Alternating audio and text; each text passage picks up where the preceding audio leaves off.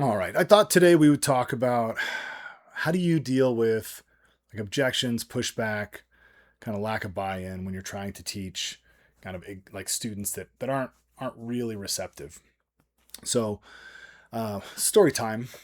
Where I work, I teach not only recruits but I also teach kind of existing officers, both for in service. We do like little blocks of training when they come through for quals, continuing education, and so I deal with brand new, like still in the academy, 10th week of the academy type, brand new recruits, all the way up to, been on the job for 35 years, can't tell them anything, they know everything, don't want to listen, and everything in between. And so recently I was teaching an in-service class, and we were doing I think we were working on confirmations, just working on different levels of confirmation, getting familiar with and comfortable with shooting a moving sighting system. As I walk down the line, I happen to see a guy. Wouldn't you know it, he's shooting iron sights. And as I look over, he has got kind of that 1991 thumb over thumb revolver style grip. And he's got like 100% effort, 100% effort. And he is just shoving on the gun every trigger pull. Gun goes off. Of course, it moves inside the support hand. And then he shoves on the gun to bring it back down. Gun goes off again, moves in the support hand, shoves on it.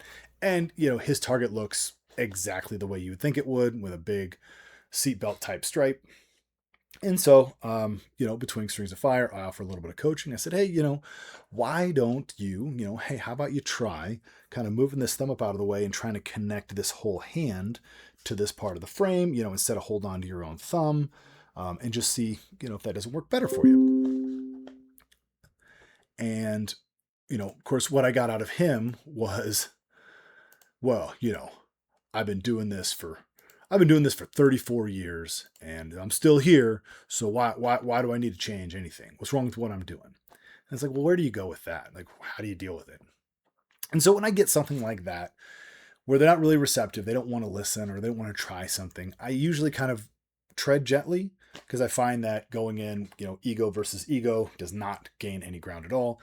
And I usually kind of like give them a little bit of an out with some humor.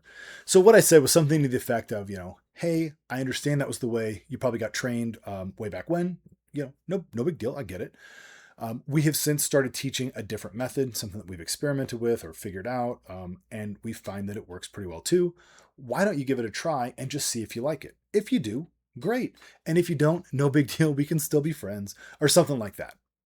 Essentially, I'm giving him a free pass. It doesn't have to be he's wrong, I'm right. He's dumb, I'm smart. He doesn't know anything, I know everything. It's nothing like that. Like I give him a free out. Like give it a try. If you like it, cool. And if you don't, you can just be like, well, I tried it, I didn't like it. I'm going to go back to my way. Okay, nothing ventured, nothing gained, no big deal. We're back where we started, all good. And I find that some sort of kind of free out or like, no no risk trial there. There's no egos on the line. I'm not embarrassing him, forcing him to do it my way, and I give him kind of an easy way to try it with no risk of looking dumb. That I pretty much get buy-in almost all the time. Like it's a high percentage in that instance. And so that's all I want them to do is give it a try. Because generally, when they try it, they end up finding that it's better and they like it. So another thing that I consider is generally when you see something like that, like, if you walk down the line, you see somebody in their grips, not ideal, grips pretty messed up. They're making a bunch of input on the gun, um, or whatever the issue is. Like a lot of times there's other things that are wrong. The structure's not great. So, they're shooting super compressed or like one elbow's super bent, the other's straight. Their stance is not fantastic. They're standing really upright, knees are locked, whatever it is. I find that it is not helpful to just stand there and like list off all of the things. Like, man, you are a complete soup sandwich. Let me list all of the things that you are screwing up in a row. Because nobody likes to hear that their baby's ugly, and nobody likes to hear that they suck at shooting, kind of just read out like an itemized receipt. So what I find is I pick one or two things that are going to be the biggest bang for the buck. What's going to be the biggest fix, the lowest hanging fruit? And usually it's some sort of grip or structure related piece. And I just see if I can get them to buy in, kind of with the approach I talked about a minute ago, and just to see if I can get it to work. And, a lot of times they'll give it a try. Most of the time they find they like it. Like, oh man, I've been doing this for 25 years with that thumb over thumb thing, or whatever it is, where I grip 100 and 100, and I'm just like really pushing on the gun, and you kind of told me to relax that firing hand, and like now all of a sudden I don't have that low left stuff anymore. I always thought I was jerking the trigger and the bullets are going where I want them to. Like, that was really great, thanks you. And the minute I hear that, it's like I've got them. Like, they are buying into what I'm instructing them, and they understand that we're on the same team. It's not a me versus them. It's not us versus them. It's like, we both want you to shoot better. Like, we want the same thing. And so now they're open, they're receptive. They're like, hey, I like what he's got. I like what he's telling me. He's trying to help.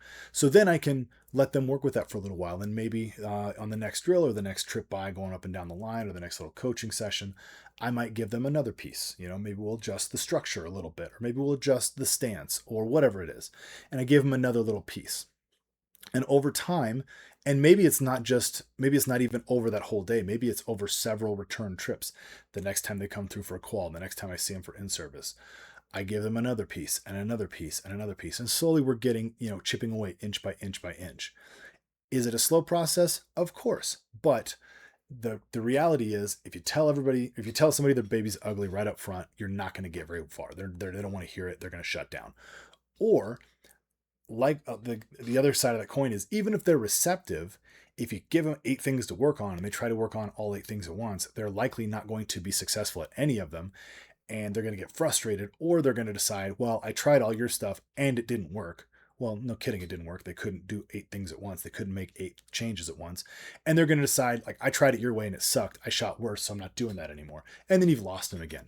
So I find it's better to just feed them a little bit at a time, give them what they can handle, let them make adjustments, and give them a little bit more. That also kind of helps gauge how much they can handle, how much they can onboard, because it's very easy to overload somebody with a bunch of changes and kind of go the opposite direction, not get the results that you want. Sometimes I'll also relate kind of older legacy things, positive changes, that whole like, oh, I've been doing this 34 years. Why would I change now? It's like, hey, man, I get it. I was around when we used to handwrite reports too. Now we got computers. Sometimes change is better. Results may vary with this one though, because there's still a bunch of guys running around who type like this, and they would much prefer to handwrite stuff out. So I've had that example blow up in my face a couple times where they're like, yeah, you fuck computers, I'm much faster handwriting my stuff, or whatever. But it just kind of depends. You got to kind of know your audience. Ultimately, in the end, what I find is you have to understand that you can't force change on somebody. You can't force them to want to try something. You can't force them to be open-minded. So if you try these things and you just keep getting met with like the brick wall, pushing into that brick wall is not going to change them at all. All you're going to do is solidify their stance that they're not changing shit and they don't want to hear it, and kind of build the wall higher and thicker. So when I get that kind of, yeah, nothing's working, they're not interested, I just kind of leave it alone. And it's not that I'm like, oh, screw you, I'm never helping you again. I stay polite.